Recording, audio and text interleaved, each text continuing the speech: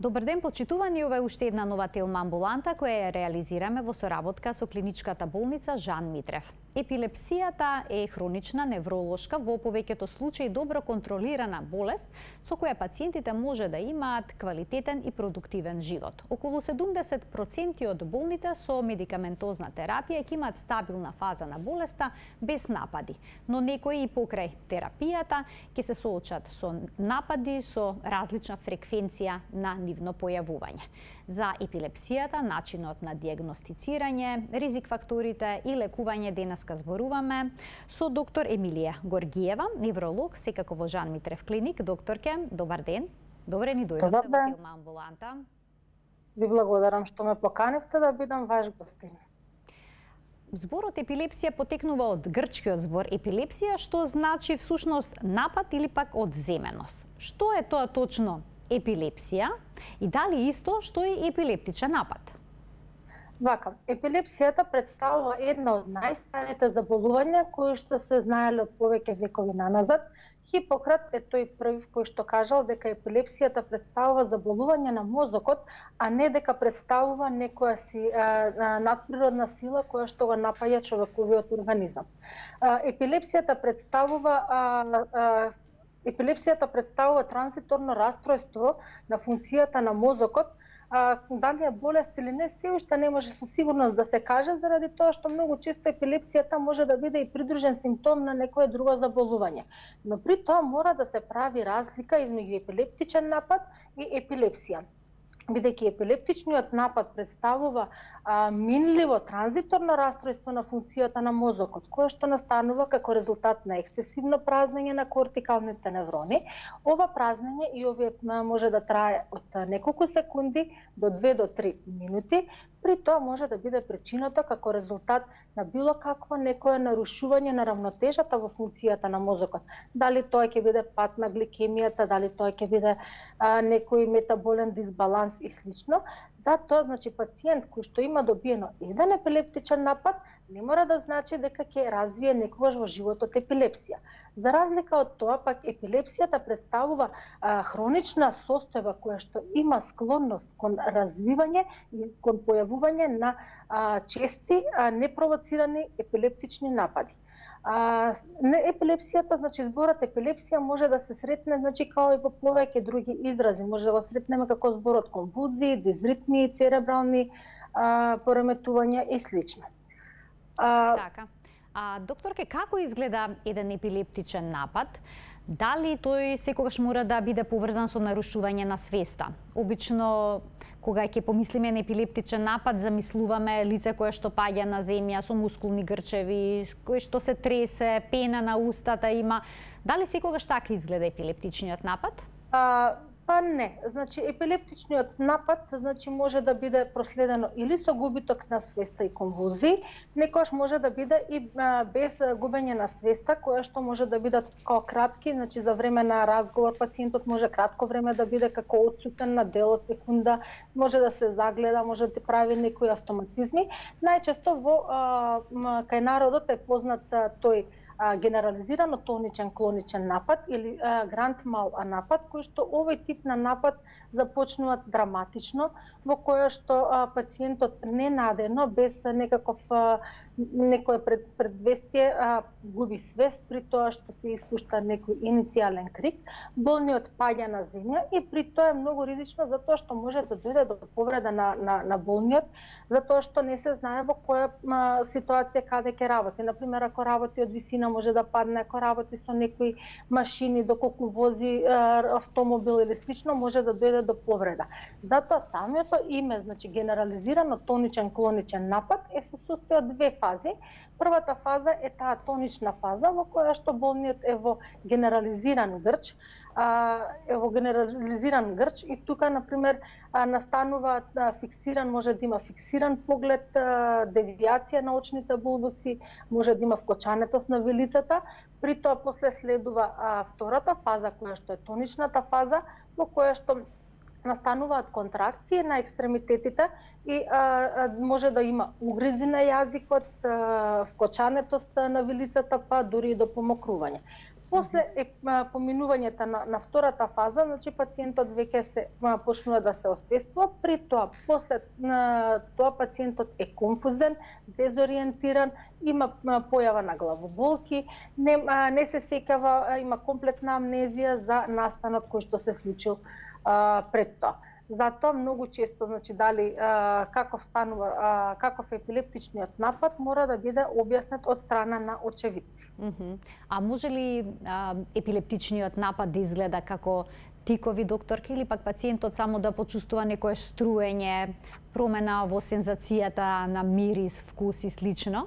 Да, тие се обично аури кои што пациентот може да ги предчувствува, значи пред да добие епилептичен напад.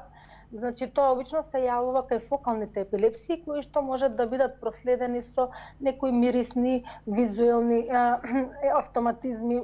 Пациентите прават некои тикови, прават мљацкање со устата или некои повторувани движења.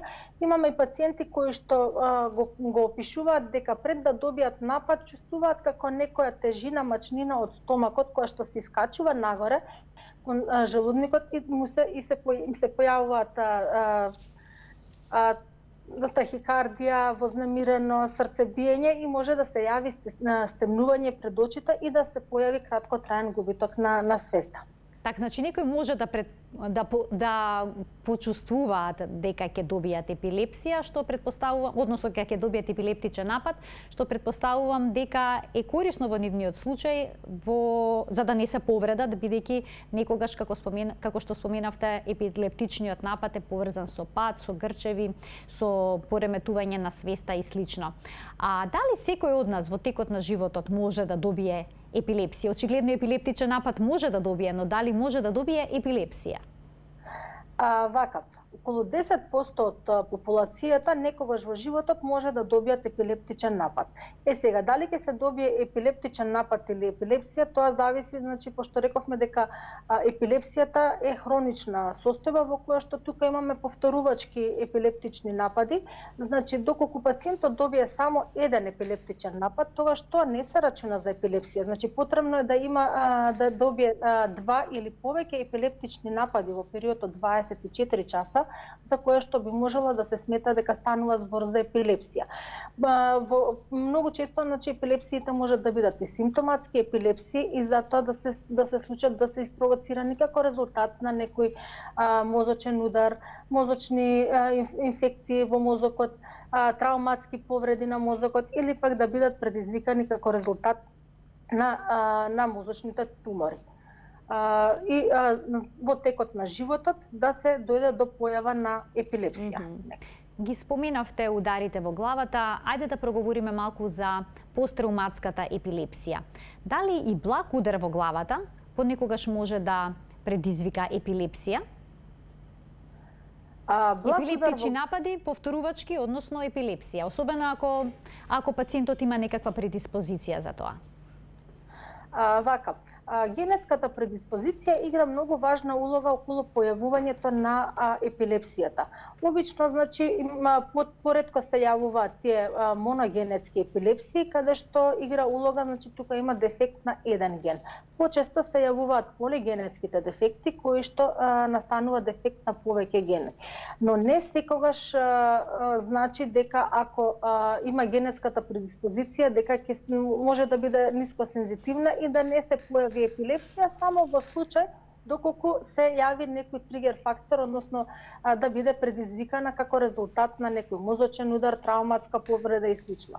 Травмата може да доведе, значи, секако до појава на епилепсија, но во случај доколку при свежа травма, например, дали ќе тоа сообраќајна незгода, некој удар во глава од некој тап предмет и слично, многу е битно ако се појават епилептичните напади непосредно после травмата, тогаш тие епилептични напади се со подобра прогноза, заради тоа што може да дојде до нивно повлекување со заздравувањето на травматската повреда.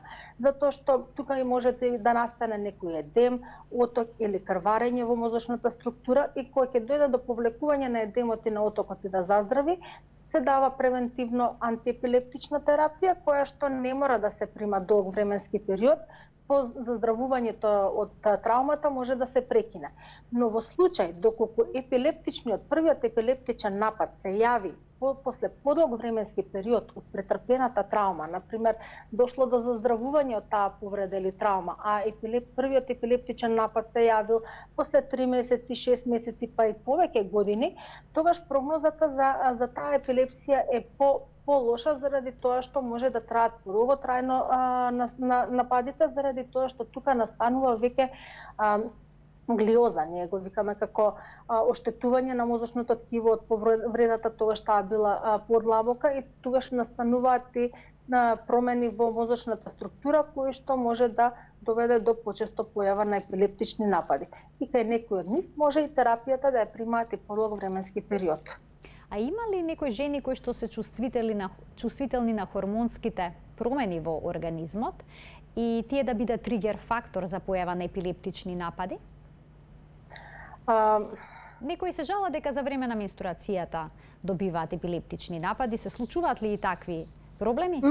Многу често, например, жените, поготово сега, мислам, тоа е обично пациенти кои што имаат епилепсија, менструалниот циклус и промената на хормоните, особено прилачењето на естрогените за време на овулацијата, може да биде причина да им се појави тогаш епилептичен напад.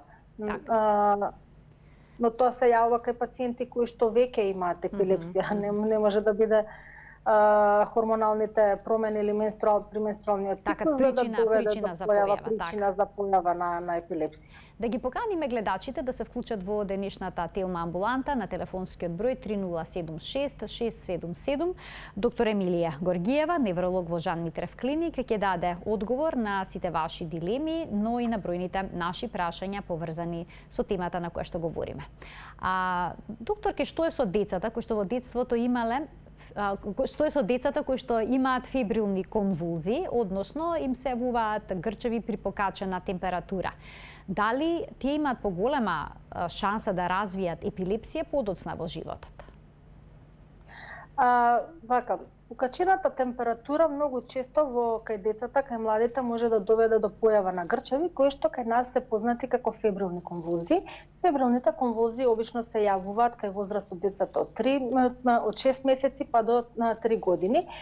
Многу често, значи, овие фебрилни конвулзии прекинуваат во детството, се даваат понекогаш антиепилептични лекови, но тие не се примаат долготрајно, се примаат само за време кога се фебрилните конвулзии, затоа што нападите се јавуваат само при покачена телесна температура. Се може да се дадат и чипчиња од диазепам.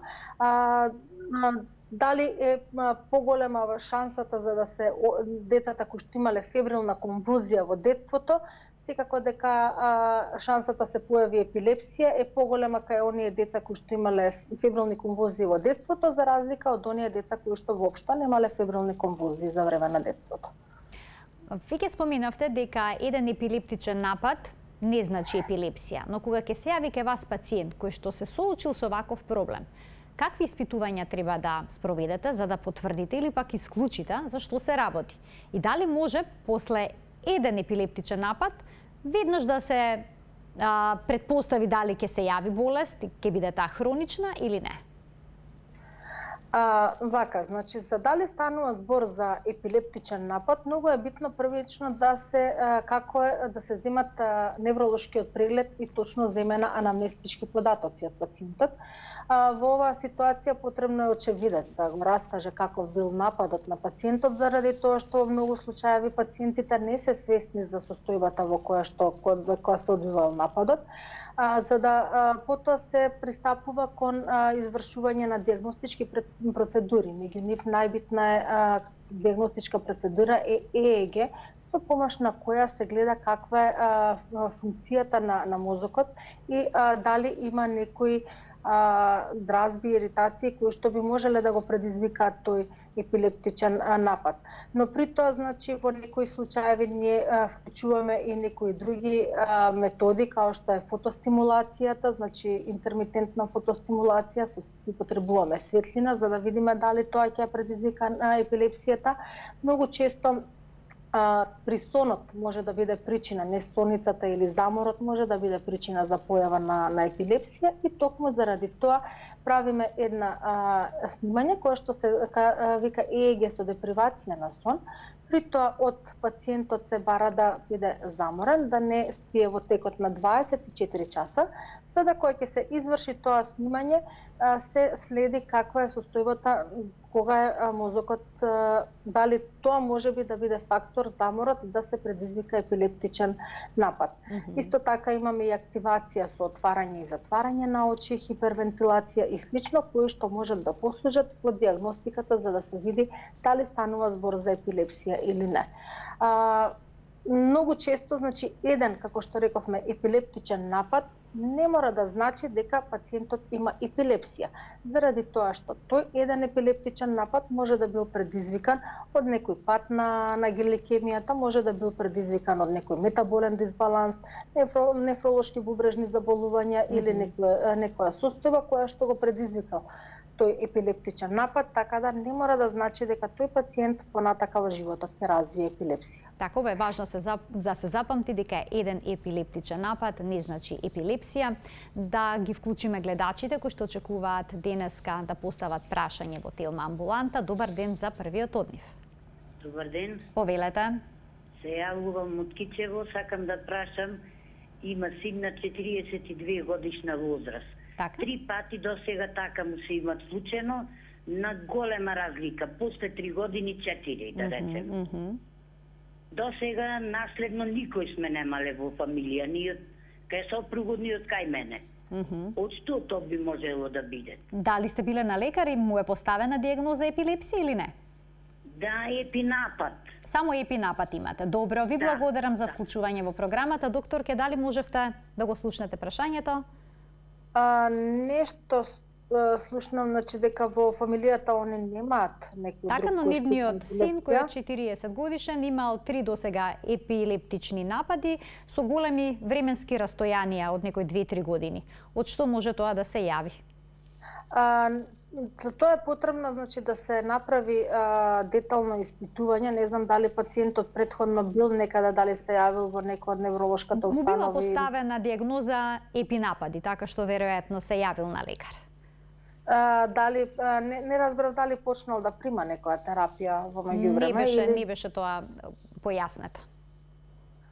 Така. Интересира гледачката што би можело да биде тригер фактор за вакви епинапади.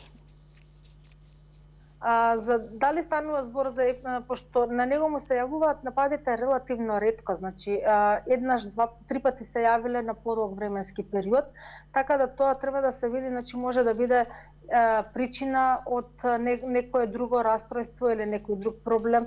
Најдобро ќе биде да се поразговара со пациентот, да се види како е состојбата со него, за да се најде етиологијата и причината зашто дошло до појава на овие епилептични напади. Уште еден гледач ке вклучиме. Добар ден. Добар ден. Повелете. Аз извинам едно прашање. За син ми се работи. Така. На 17 години. 17 години? Да, 2019 години имаше еден епилептичен напад, до сега нема. Не му се повторило? Воопшто не е повторено. Си пие лекарства, даени од доктор, и се работи за возачка дозвола. Дали може да... Така, дали може да вози, да биде шофер доколку има епилептични напади, само дали вашиот син има веќе поставено дијагноза епилепсија или не? Има. Има поставено, добро. Да. Ви благодарам за вклучувањето во програма. Повелете, докторке. Како што разбрав, има 17 години и само еден епилептичен напад има во 2019 година. Така, и поставена дијагноза епилепсија, прима терапија, се интересира таткото, дали може неговиот син да управува моторно возило. со оваа дијагноза? Тоа представува еден од најчестите прашања околу можноста за возење на пациенти кои што имаат епилептични напади. Во повеќето земји, значи, се смета дека ако пациентот има многу, значи, ретки епилептични напади кои што се случуваат само еднаш на неколку години, или имаат само ноќни напади, или имаат само некои моторни напади со трзена на раката како Джексоновите напади. Значи, тие би можеле да возат и во случај ако нема епилептичен напад добиено во следните 3 до 5 години, при тоа не зима терапија во период од 2 години и ако ЕЕГ резултатите се уредни, во некои од земјите веќе може да се разговара за дека може да управува со моторно возило. Јас како што разбрав, пациентот имал само еден епилептичен напад. Ние пред тоа објаснивме дека еден епилептичен напад не значи дека има епилепсија, но сепак многу често се става дијагнозата во...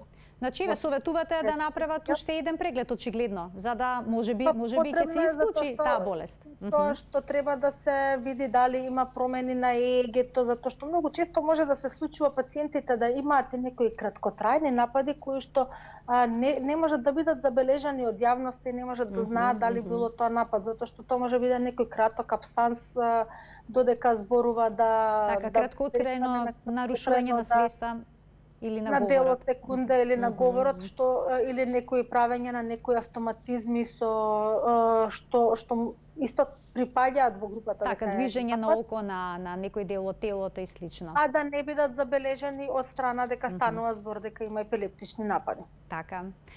Ајде да слушнеме уште едно прашање од гледач. Добар ден. Добар ден.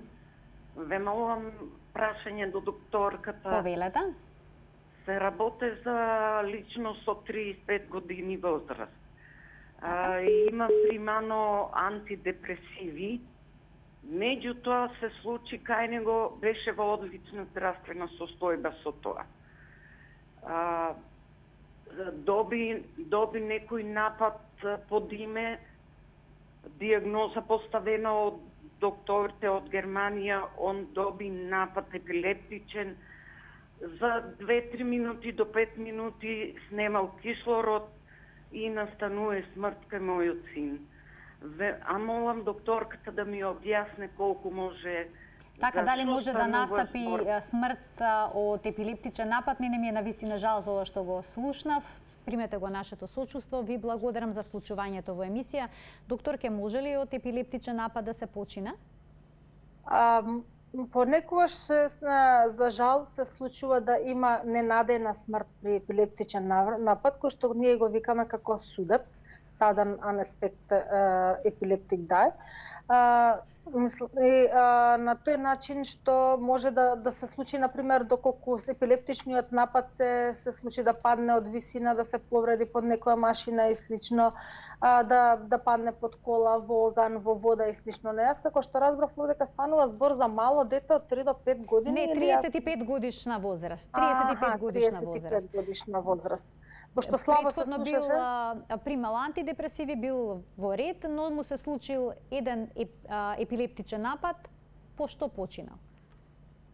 А дали се повредил при тој епилептичен напад? Не беше споменато, но еве дали има некогаш пациенти кои што можат да починат. Да не било нешто тоа пропратено и со некој друго, значи мозочен удар или некој крварење или некој излив, не можеме да знаеме зашто настанало. Така, само вака не можете да процените секако. Да дадам заклучок зашто се можеби било и некој срцев удар, па да дало паралелно да изгледа како така останал без кислород. Спомена, значи сепак е тоа една комплексна ситуација за која што не може вака да се даде одговор.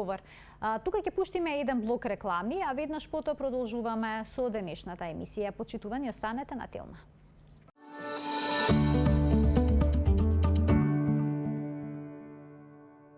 Продолжува денешната Телма амбуланта, зборуваме за епилепсијата, за епилептичните напади, начинот на дијагностицирање на оваа болест и нејзино ставање под контрола со доктор Емилија Георгиева, невролог во Жан Митрев клиник. Доктор, ќе да проговориме уште малку за ЕЕГ-то, кое што споминавте дека е многу важно при дијагностицирањето на болеста.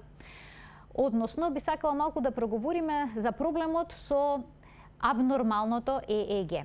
Дали секоја абнормалност во ЕЕГ-то значи епилепсија? Ова ве прашувам, бидејќи некогаш децата немаат никакви симптоми, немаат напади, имаат абнормално ЕЕГ, а примаат терапија за епилепсија. Дали е тоа оправдано или не?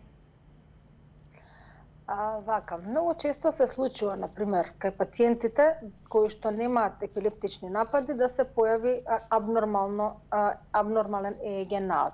Но не мора да значи тоа секогаш дека станува збор за епилепсија, затоа што многу често пациенти кои што имаат мигренозни главоболки може да имаат абнормално ЕЕГ, значи дизритмично ЕЕГ, и при тоа да не станува збор за епилепсија, туку да има да е во склоп на мигрена, и при тоа во овие случаи некогаш даваме антиепилептична терапија, но не како за третман на епилепсија, затоа што антиепилептичната терапија може да ги смири и мигренозните главоболки и да ги смири и промените на ЕЕГ дизритмијата.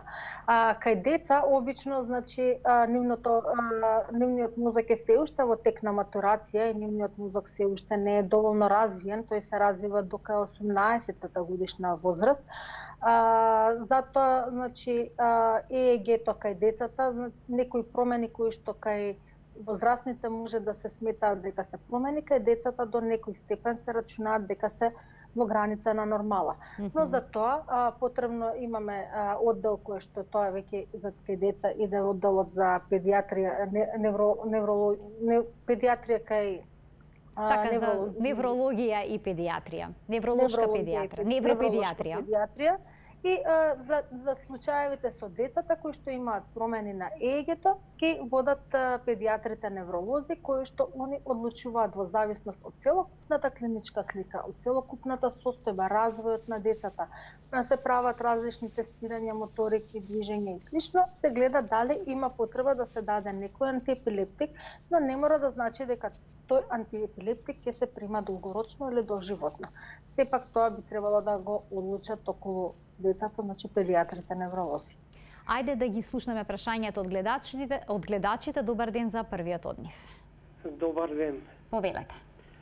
И ја ти кажа, боледувам, поздрав до докторката, боледувам од епилепсија. Така? Ги прима лековите, редовните што се теглетол, фенопробитон, тие, редовно, во текот на месецот има, се појавува кај мене една криза, тресење, ако си во седечка состојба, али раката ќе се тресе, поќе нозете кога ќе ти бегат, или лево десно, и после иде нагоре во стомакот. Што во тој момент си во све, сама седечки вистина, што ако си надоде, ќе мора да бегаш да бараш спас. Така, претпоставам прашањето на што се должи овој проблем и како се стави под контрола? Да, и што треба во моментот да превземеш? Било лек нешто или така, добро. друга работа? Ви благодарам за вклучувањето во емисија. Докторке, дали можевте да го слушнете прашањето? Јас многу слабо го слушав. Така, јас слабо слушав во студио, ќе замолам од режија малку погласно да ми пуштате, да го пуштат тонот. Значи, се работи за пациент со епилепсија кој што прима терапија редовно, но сепак му се јавуваат при седечка положба периодично некои грчеви во нозете, тресења и слично, па сега прашува на што може да се должи тоа и како да се стави под контрола и овој проблем. Значи, тие кај пациентот, значи, колку често има епилептични напади? Не би можела тоа да ви одговорам, бидејќи не го спомна тој податок. Треба да се разгледа целокупната состојба кај пациентот, колку се честоќата на појавата на нападите, колку се регулирани тие напади, дозата на терапијата која што е прима, дали се избрани правите антиепилептични лекови, треба да се следи и контролата на ЕЕГ-то како дали има подобрување на состојбата, за да се види дали можеби е даден соодветниот лек за овој тип на напади. Можеби треба да се направи промена некоја во терапијата која што е прима, за да не доаѓа до вакви моторни напади. Ние тие ги викаме моторни напади, во кои што може тука повеќе и стресот да се, затоа што пациентот може да има и некоја стресна состојба и слично. Така, значи сепак треба да се направи преглед. Тоа е вашиот совет до нашиот гледач. Ајде да го слушаме следното прашање. Добар ден. Добар ден. Дали можам да поставам прашање на докторката? Секако повелете. Особа околу 35 години сака да стапи во брак. Дали таа прима терапија за епилепсија, дали може, значи, да биде мајка, односно да има пород, и дали детето ќе биде здраво после нејзиното пороѓање, мислам јака. Така, ви благодарам за вклучувањето во програма. Ова беше дел од нашиот денешен концепт бременост кај жени со епилепсија. Еве, повелете, докторке, во овој дел од емисијата тогаш ќе го појасниме. Ова представува едни од најчестите прашања околу третманот на епилепсијата кај пациентите кај бремените жени. Околу 1% од бремените жени во живот, мислам, им боледуваат од епилепсија, кој што секако дека на бременоста кога се планира, потребно е да се испланира и режимот и терапијата која што ќе ја прима. За време на бременоста имаме терапија која што е нетератогена, не прави проблеми во развојот на плодот, заради тоа што тоа е неизбежен ефект. Полоша е состојбата доколку пациентот со епилепсија и за време на бременоста да не е покриен со терапија. Од антиепилептичните лекови, значи тегретолот, ламалот, ламотриджинот, тие се уклоновата генерација, тие немаат тератоген ефект, само валпроичната киселина, например, може да даде тератоген ефект и да створи спина бифида, така да доколку пациентката која што е млада и планира бременост, ако веќе зима терапија која што е со на депакин, потребно е да се планира, значи, бременоста, за да може постепено да дојде до намалување на терапијата и до исфрлање на лекот и да се даде соодветна терапија со која што ќе може безбедно да се следи бременоста. Млекот во мајчиното млеко, значи, се излачува еден мал дел од терапијата, која што секако не е таа штетна за плодот и за бебето, заради тоа што може само да даде некој седативен ефект на плодот. Може да се планира терапијата мајката да ја прима после подојот, значи за да не би се излачувало во помали количини. Ајде да слушнеме уште едно прашање од гледач. Добар ден, за него. За вас и до докторката. Да прашам, јас имам син со епилепсија, пие тегретол, карбопин и кепра. Така? Не. Тегретол и кепра, ако нема... Така, пие одредена комбинација од лекови и таму одговара или не? Не. Нема одговара. Добро. На доктор сите гледат од отпусната листа и ја препишуваат истата терапија. Ние сме од провинција и секој сме по болници, сега последно провикме и магнетна ренесанса и имаме и касета и само ке видат и ништо продолжуваат со иста терапија. Детето има терапија, има стално напади. Некој ден се случува дено по 3 пати, некогаш со недели нема и не можеме да сватиме како да најдеме излаз и шо лек да најдеме. Дали има лек за таа болест? Воопшто питам, дали има лек? Така. Еве сега ќе се обидеме повторно да се вклучиме за да го добиете одговор на ова ваше прашање. Еве, може да погледнеме еден блок со форшпани, а веднаш потоа ќе се вклучиме само да го воспоставиме линкот со Жан Митрев клиник. Ако не се лажам, еве ја добивме докторката повторно на линија. Докторке, дали можевте да го слушнете прашањето од гледачката? Значи, незиниот син прима одредена терапија која што воопшто не му одговара. Постојано има епилептични напади, некогаш и по 2-3 во текот на денот, некогаш нема епилептичен напад со денови, правена и магнетна резонанца, но едноставно проблемот не може да се реши. Па сега бара совет што понатаму, како да се стави проблемот со епилепсија кај незиниот син под контрола. Има ли пациенти кои што медикаментозната терапија не дава резултат? Така, за жал имаме околу 1/3 од пациентите се случува да примаат 1, 2, 3 или повеќе антиепилептични лекови, при тоа што со приманата на овие антиепилептични лекови да не доаѓа до купирање и до смирување на епилептичните напади.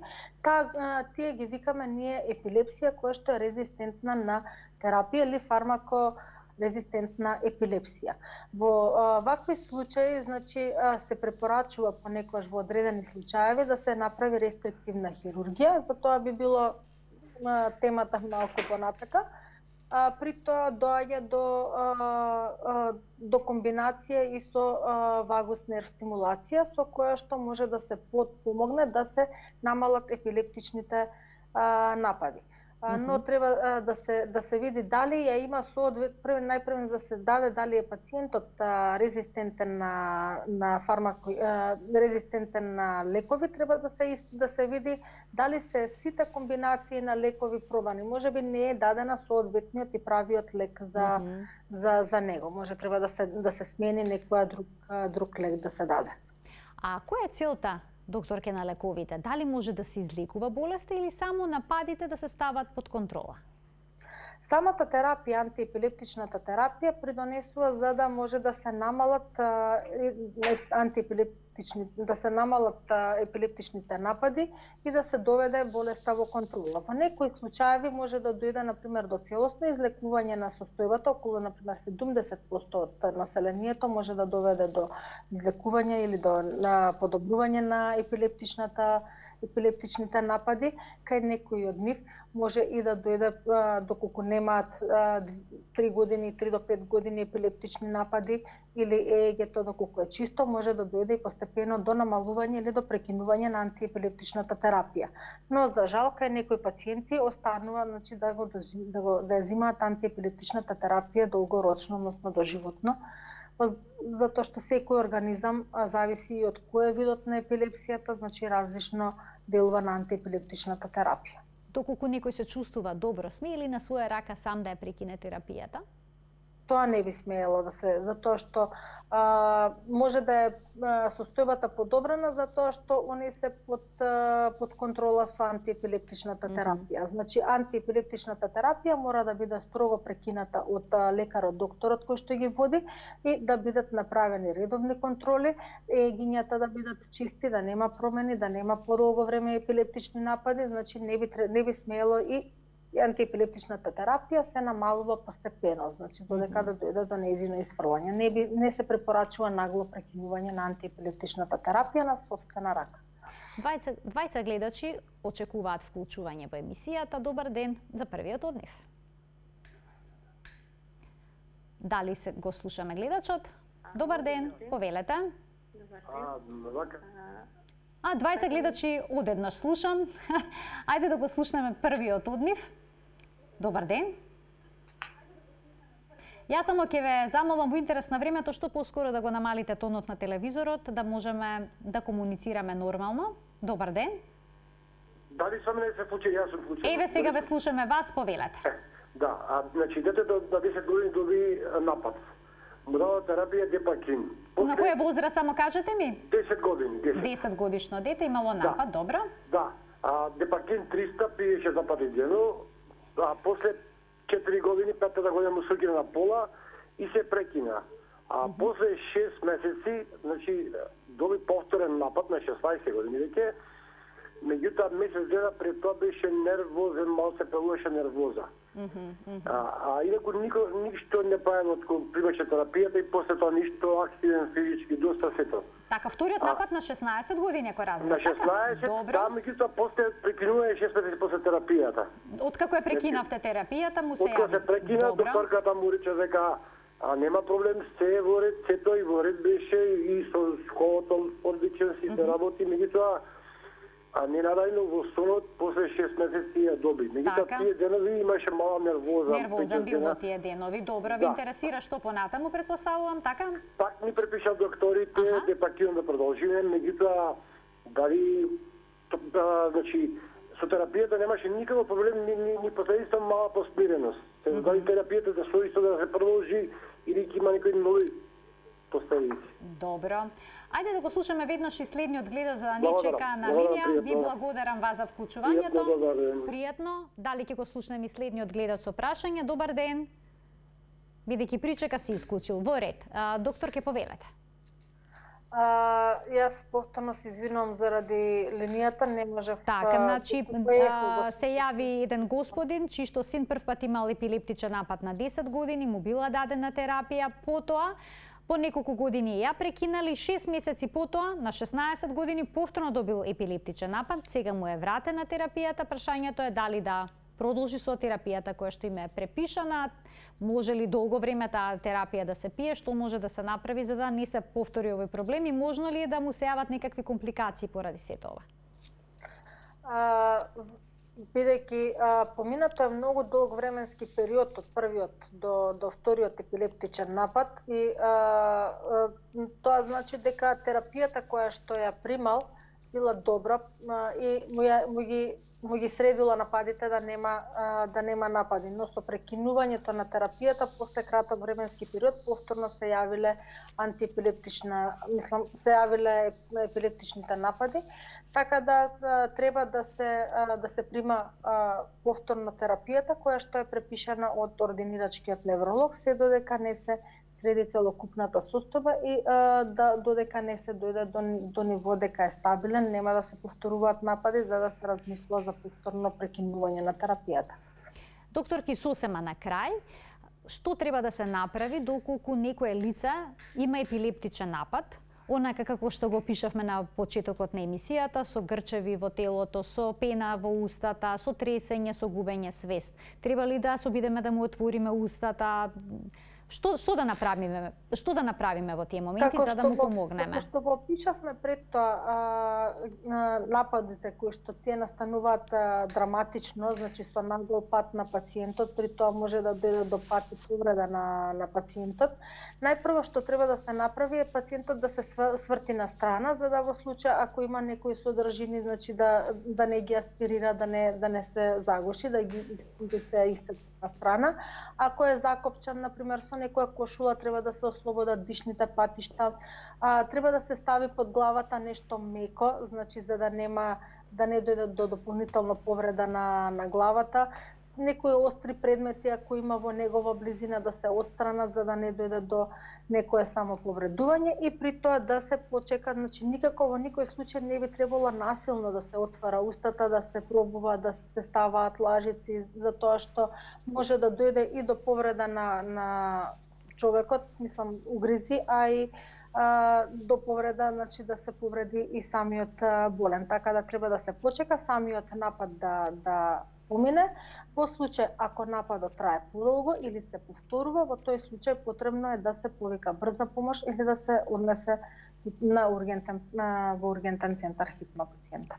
И сигурно некои што имаат епилепсија, секогаш со себе треба да носат медицинска документација, за да се знае зашто станува збор. Затоа што доколку се случи некаде епилептичен напад на некое јавно место, за да можат присутните околу да знаат состојбата на пациентот, како и што да преземат во дадената ситуација.